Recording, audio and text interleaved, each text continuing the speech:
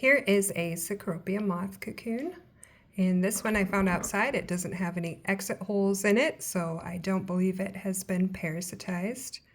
So we are going to begin by cutting through the outer envelope, which is the outer layer. And to do that, I use this tiny pointed scissors. And this makes it easier so you're not making giant cuts into it, because inside is the pupa, and that's the important part. So this thing has been overwintering outside, and you can see the silk has turned a little bit gray just from being out in the elements. But the purpose of this outer envelope is to protect it.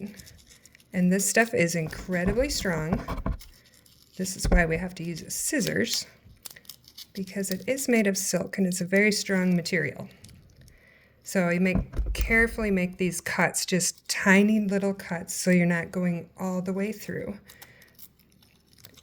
This is the outer envelope, and I'm just carefully cutting it. And in between the outer envelope and the inner envelope is called the intermediate space. And those are just small silk strands that bind the outer envelope and the inner envelope. So you want to cut this back in layers, just to be careful so we don't damage the pupa.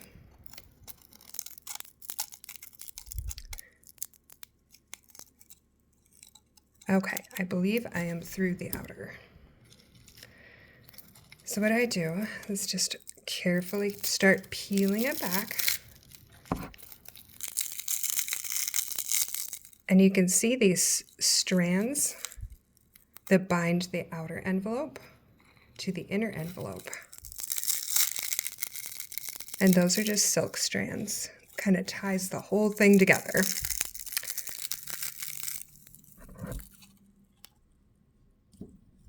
And at one end or the other, so either here or here, there will be almost like an opening that they have left so they can get out, because this stuff is super strong. So I just kind of carefully tear. And now I'm going to put this pupa back in there. So I don't want to cut away too much of it, because I will close it back up and let it overwinter in the unheated garage.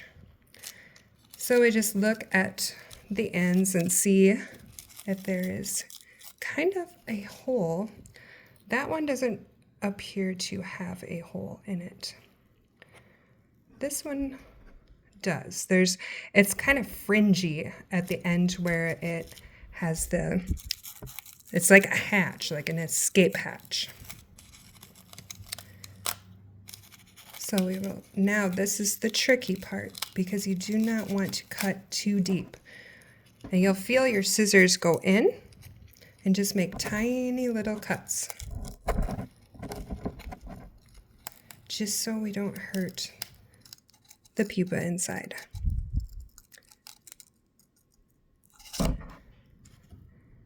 Okay.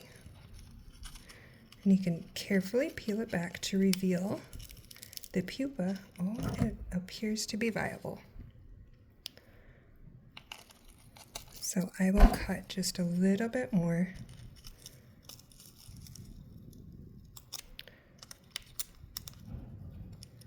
Being very careful not to hurt it.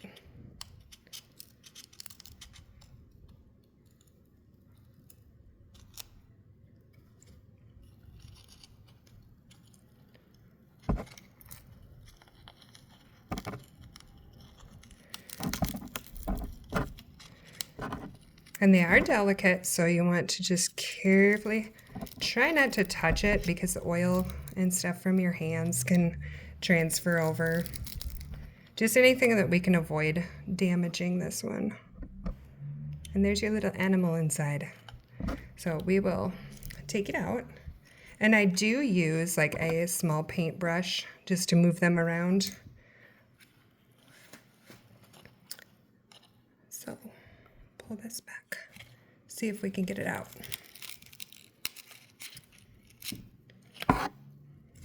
There we go. And inside, what you'll see is this piece here. Zoom in on that. And that is the head capsule from the 5th instar larvae. So you'll see this thing that looks like maybe a piece of tree bark, but it's actually their head capsule. And that is inside the inner envelope along with the pupa. And then when we are done viewing them, we will put them back in their little winter home so they can kind of have an overwintering process that is natural. And I need to get these back into the cold space because some of them are waking up, and I will show you what they do. You can tell these two are very much alive. They are moving. And we happen to have a male and a female here.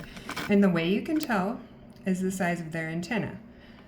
Don't let the size of the pupae fool you because they can be the same size whether they are male or female. But how we do tell that is the size of their antenna. Zoom in here.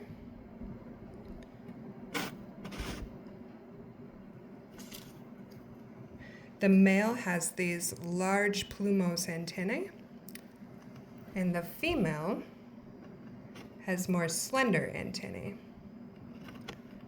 And I will include some photos of these as well. But you can see their abdomens moving, and so we know that they are very much alive and should emerge as adults in the late spring, early summer.